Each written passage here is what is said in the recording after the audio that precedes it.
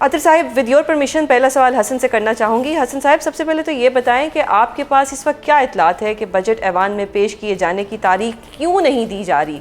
क्या peoples party budget से पहले किसी तरमीम के हक में नहीं है? बजट पेश भी होगा, बजट मंजूर भी होगा, और जो अहदाफ वफाकी हुकूमत हासिल करना चाहती है इस बजट के अंदर वो हासिल करेगी।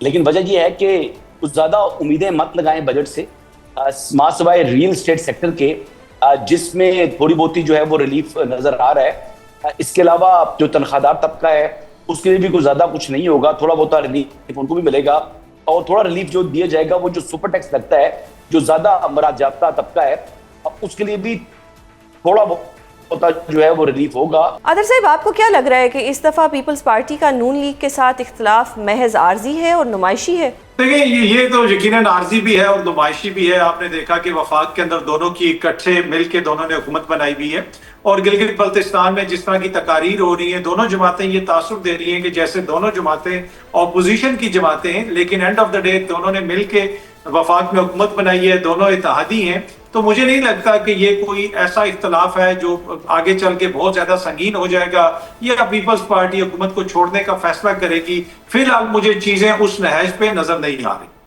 सो यू थिंक कि ये सिर्फ एक स्मोक स्क्रीन है और ये सिर्फ आवाम को दिखाने के लिए किया जा रहा है कि शायद बिलावल साहिब नाराज हो गए हैं या एनएफसी अवार्ड पे कोई ना कोई उनको रिजर्वेशंस हैं? देखिए, इसमें तो कोई दो राय नहीं कि रिजर्वेशंस तो यकीनन होंगी, पीपल्स पार्टी के एनएफसी के हवाले से होंगी, 28वीं तरमीम में जो बहुत सारी चीजें आ रही हैं उस हवाले से होंगी। लेकिन ये सारी चीजें जिस नहज पे इस वक्त पहुंची है उसमें पीपल्स पार्टी का तो मेन किरदार है। अगर आप 26वीं तरमीम देख लें, 27वीं तरमीम देख लें, उसमें पीपल्स पार्टी ने सबसे इंपॉर्टेंट किरदार अदा किया।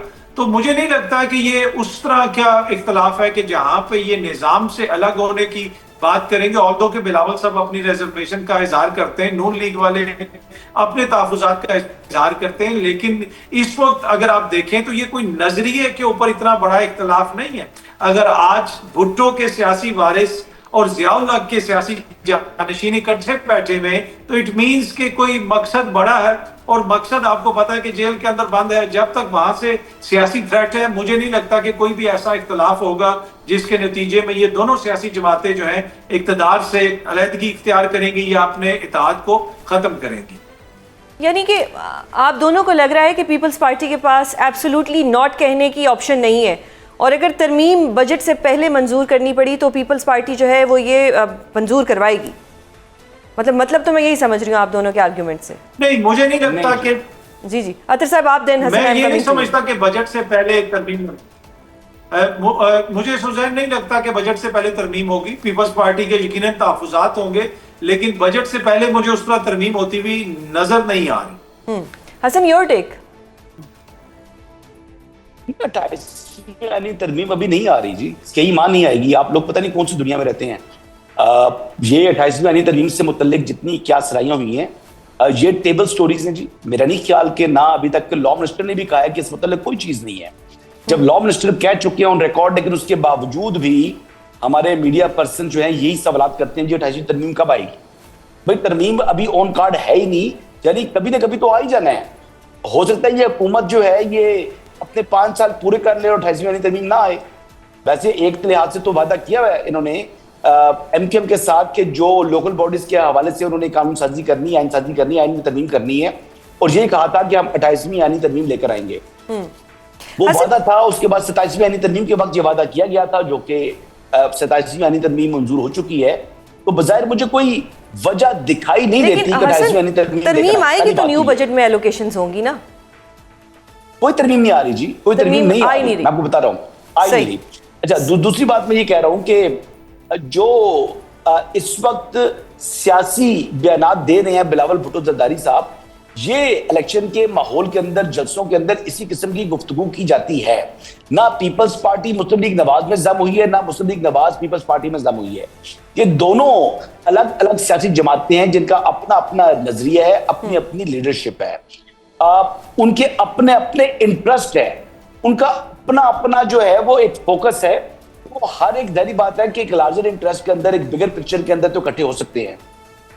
लेकिन जो हुकूमत इस वक्त जो है वो जो तरजीहात है, जो स्टीयरिंग व्हील है हुकूमत का, वो मुस्लिम लीग नवाज के हाथ में है। पीपल्स पार्टी के पास सिर्फ आईनी ओहदे हैं जब वो सपोर्ट अपनी फराम कर सकती है मुस्लिम लीग नवाज को, अगर किसी जगह आइन में तरमीम चाहिए या कानून साजी करनी है।